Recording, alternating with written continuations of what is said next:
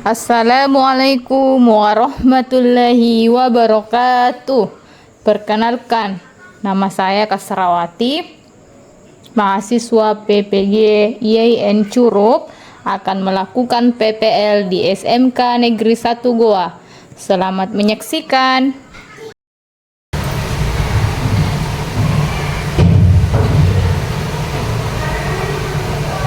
Assalamualaikum warahmatullahi wabarakatuh.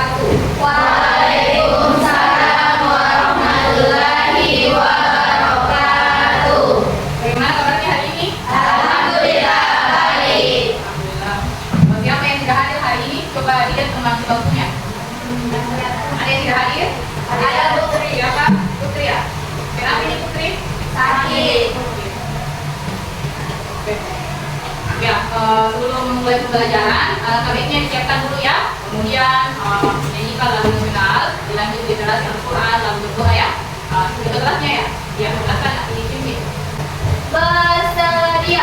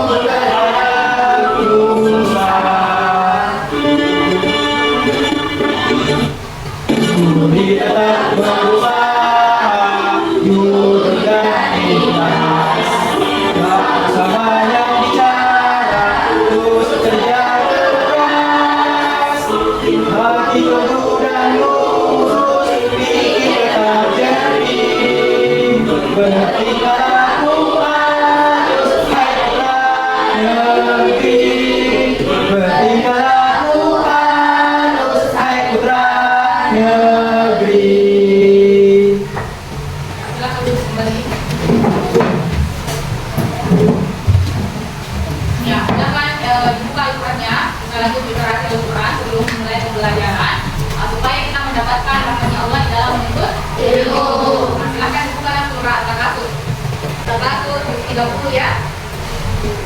Baca. A'udzu billahi minasy syaithanir rajim. Bismillahirrahmanirrahim. Alhaakumut takatsur hatta zurtumul maqabir. Kalla saufa ta'lamun. Tsumma kalla saufa ta'lamun. Kalla law ta'lamuna ilmal yaqin latarawunnal jahim. Tsumma latarawunnaha ainal yaqin. Tsumma latus'alunna yawma idzin 'anil na'im. Shadaqallahul azim. Ya baik, bismillahirrahmanirrahim. Assalamualaikum warahmatullahi wabarakatuh. Waalaikumsalam warahmatullahi wabarakatuh. Ya, alhamdulillah kita masih sempat bertemu kembali di ruangan ini ya, dalam hal menuntut ilmu. Baik, kita sudah bertemu pekan lalu ya dan menyelesaikan beberapa materi. Ada yang masih ingat apa materi kita minggu lalu tentang apa? Semangat menuntut ilmu dan mencintai ilmu. Ya, semangat menuntut ilmu dan mencintai Ilmu. Nah, bagaimana itu yang dimaksud dengan semangat menuntut ilmu dan mencintai ilmu? Ya, kenapa penting untuk kita untuk semangat menuntut ilmu? Coba ada yang bisa menjawab? Ya, coba saja ya. Mengapa penting untuk kita untuk semangat dalam menuntut ilmu? Semangat menuntut ilmu merupakan faktor utama dalam perkembangan pribadi dan kemajuan sosial. Ilmu pengetahuan membuka cakrawala baru, meningkatkan keterampilan, dan memperkaya pengetahuan yang berkontribusi pada pencapaian tujuan hidup dan kontribusi pada masyarakat. Oke, jadi intinya mengapa penting untuk kita menuntut ilmu? Karena dengan ilmu kita bisa bertambah, memperkaya ilmu kita ya, atau terus menggali pengetahuan yang kita miliki. Ya, jadi jangan merasa bangga dengan ilmu yang sudah kita miliki, padahal sebenarnya itu masih sangat sedikit. Kita harus terus menggali ilmu yang kita miliki dengan cara belajar. Belajarnya di mana? Di mana saja ya, bukan cuma di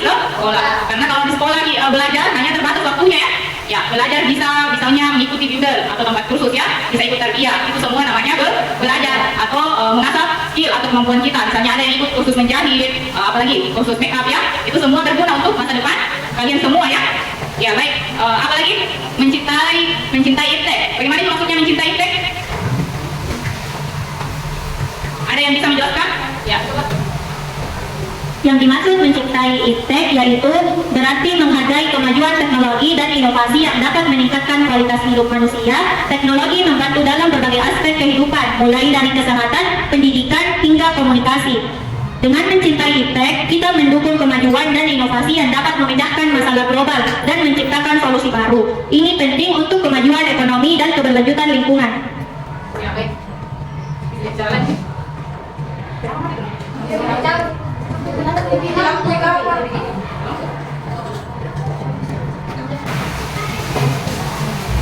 Ya, jadi untuk hari ini kita akan membahas tentang apa? Ya, perkelahian antar pelajar, minuman keras dan narkoba. Nah, itu semua adalah akhlak mazmumah atau akhlak yang harus kita hindari atau jauhi ya. Ya, adapun tujuan pembelajaran kita hari ini yaitu menganalisis manfaat menghindari penyakit sosial. Yang mana yang termasuk penyakit sosial? Ada 3 di sini yang akan kita bahas ya, yaitu perkelahian antar pelajar, minuman keras dan narkoba. Ya, kemudian kriteria pencapaian tujuan pembelajaran. Jadi yang harus kita capai yang pertama, kalian mampu menjelaskan manfaat menghindari akhlak mazmumah ya, atau akhlak yang tercela, yang akhlak yang buruk yang harus kita hindari. Yang mana di dalamnya itu adalah perkelahian antar pelajar, minuman keras dan narkoba. Ya, kemudian yang kedua, kalian mampu menampilkan akhlak mahmudah dalam kehidupan sehari-hari. Apa sih akhlak mahmudah? Ya, akhlak yang baik atau terpuji ya, yang harus kita terapkan dalam kehidupan sehari-hari. Nah, sebelum kita lanjut, Ibu mau memberikan ice breaking dulu ya. Ya, coba didengarkan dan ditebak ya. Lampu apa yang kalau dilempar keluar orang? Lampu apa yang kalau dilempar keluar orang? Lampu ajaib. Lampu merah. Lampu hijau. Ada lagi? Lampu apa yang kalau dilempar keluar orang? Hah? Ada yang tahu? Lampion. Keluar orang lampion? Hah? Lampu biru? Oh, lampu jin. Salah. Siapa lagi yang bisa menebak? Lampu apa yang kalau dilempar keluar orang? Ya, lampu milik tetangga. Ya, kalau dilempar keluar orangnya toh? Ya, tadi kita marah-marahin. Ya, ada lagi satu ice breakingnya. Ikan apa yang paling banyak matanya? Hah? Ya, ikan teri naik sekilo. Banyak matanya ya? Ya, jadi sudah fokus ya. Kalau sudah fokus kita lanjut ya.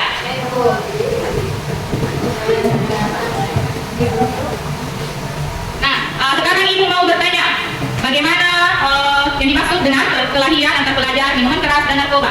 Ada yang bisa memberikan jawabannya? Ya. Perkelahian pelajar, minuman keras, dan narkoba. Perkelahian pelajar merujuk pada kekerasan fisik yang terjadi antara pelajar di lingkungan sekolah atau di luar sekolah. Biasanya disebabkan oleh konflik, provokasi, atau permasalahan pribadi. Perkelahian ini seringkali dapat melibatkan pukulan, tendangan, atau tindakan kekerasan lainnya. Yang kedua, minuman keras. Minuman keras adalah alkohol yang memiliki kadar alkohol yang tinggi seperti bir, anggur, dan spiritus seperti vodka atau gin. Konsumsi minuman keras biasanya dilakukan untuk hiburan atau relaksasi, tetapi dapat menimbulkan masalah jika dikonsumsi secara berlebihan. Yang ketiga, narkoba. Narkoba adalah zat yang mempengaruhi sistem saraf pusat dan dapat menyebabkan perubahan dalam persepsi, suasana hati, dan fungsi tubuh. Narkoba mencakup berbagai jenis obat terlarang seperti heroin, kokain, ekstasi, dan metamfetamin. Penggunaannya seringkali untuk mendapatkan efek euforia atau untuk melarikan diri dari kenyataan. Ya baik, sudah sangat jelas. Berikan dulu aplaus untuk temannya.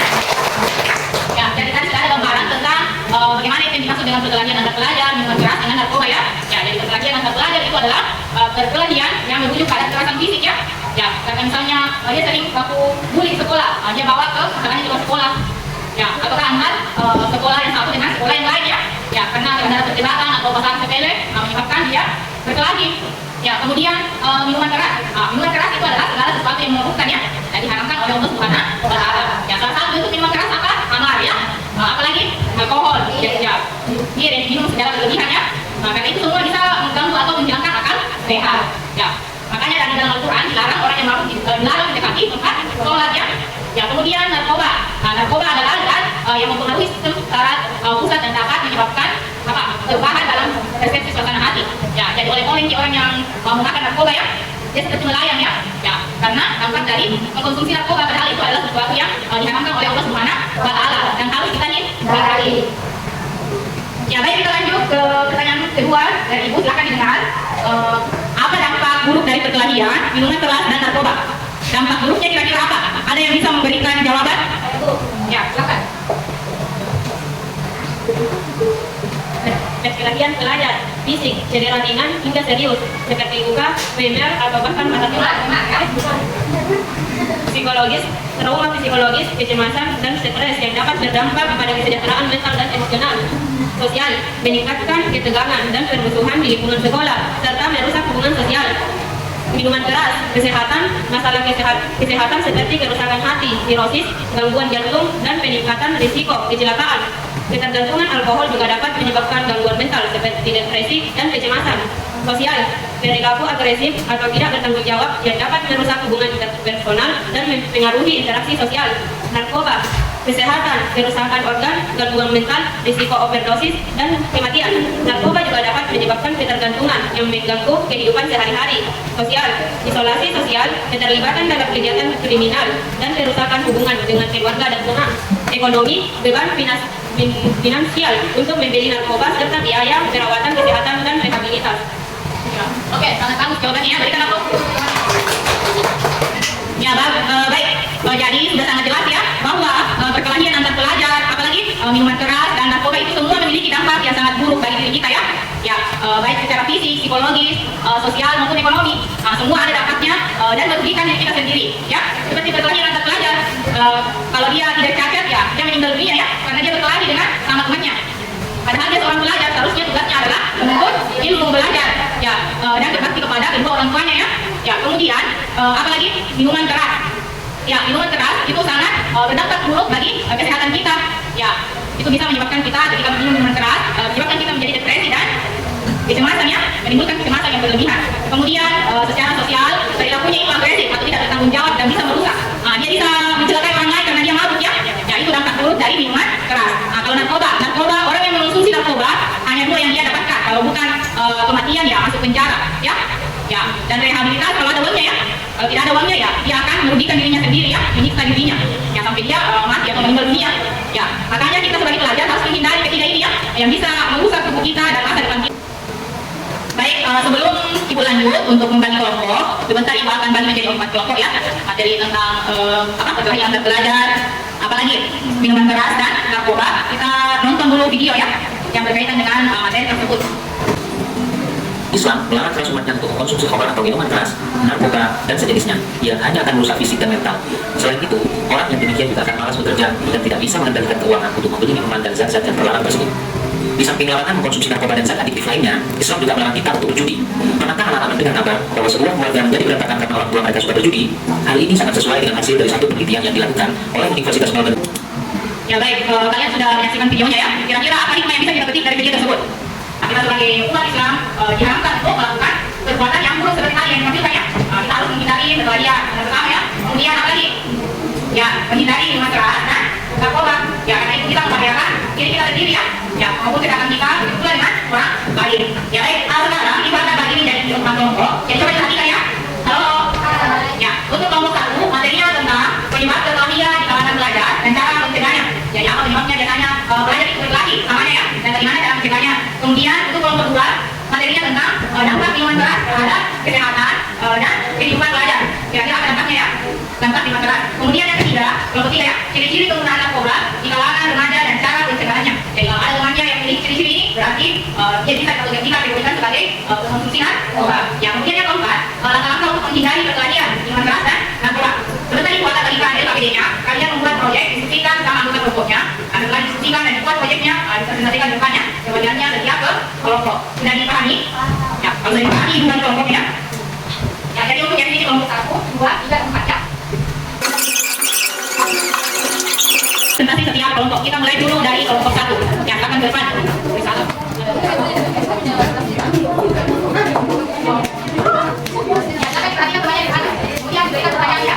Bismillahirrahmanirrahim. Assalamualaikum warahmatullahi wabarakatuh. wabarakatuh. Waalaikumsalam warahmatullahi wabarakatuh. Perkenalkan, kami perwakilan dari kelompok 1. Saya atas nama Anita Ahmadani dan rekan saya Ibu Putri. Di sini kami akan mempresentasikan tentang tugas yang telah diberikan kepada kelompok kami mengenai menghindari perkelahian pelajar, minuman keras, dan narkoba. Yang pertama, penyebab perkelahian di kalangan pelajar dan cara mencegahnya. Perkelahian di kalangan pelajar seringkali disebabkan oleh berbagai faktor, baik internal maupun eksternal. Faktor-faktor ini meliputi masalah pribadi, perbedaan pendapat, tekanan teman sebaya, dan bahkan masalah lingkungan sekolah itu sendiri. Yang pertama, masalah pribadi dan emosi. Pelajar yang mengalami masalah pribadi seperti masalah keluarga atau tekanan emosional mungkin lebih cenderung untuk terlibat dalam perkelahian.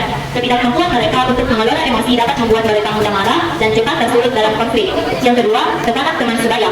Tekanan dari teman sebaya juga berperan besar. Remaja seringkali merasa perlu untuk menunjukkan kekuatan atau keberanian di depan teman-teman mereka, sehingga terlibat dalam perkelahian menjadi cara untuk mendapatkan pengakuan atau status sosial. Yang ketiga, perbedaan pendapat dan konflik. Konflik yang tidak terselesaikan atau perbedaan pendapat yang tidak ditangani dengan baik dapat meningkat menjadi perkelahian.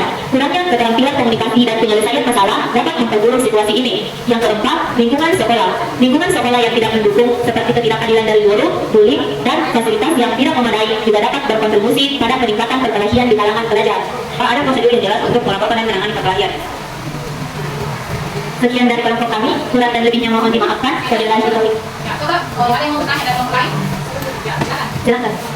Jadi, tolong jelaskan juga mengenai faktor eksternal dan internal. Baiklah, saya akan menjawab pertanyaan dari saudari. Perkelahian di kalangan pelajar seringkali disebabkan oleh berbagai faktor, baik internal maupun eksternal. Faktor-faktor ini meliputi masalah pribadi, perbedaan pendapat, tekanan teman sebaya, dan bahkan masalah lingkungan sekolah itu sendiri. Terima kasih kembali. Baiklah, sekian yang dapat kami sampaikan kepada teman-teman sekalian. Semoga materi yang kami sampaikan dapat bermanfaat untuk kita semua. Kurang dan lebihnya mohon dimaafkan. Wabillahi taufiq wal hidayah. Wassalamualaikum warahmatullahi wabarakatuh. Jangan tahu ya, nantinya kalau mau tanya.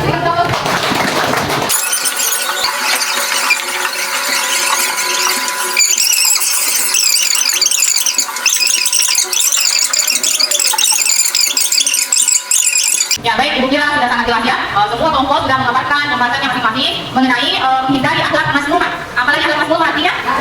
Ya, akhlak buruk atau akhlak tercela yang harus kita hindari. Ya, yang dibahas di sini ada 3, yaitu perkelahian antar pelajar, mengonsumsi minuman keras, dan narkoba.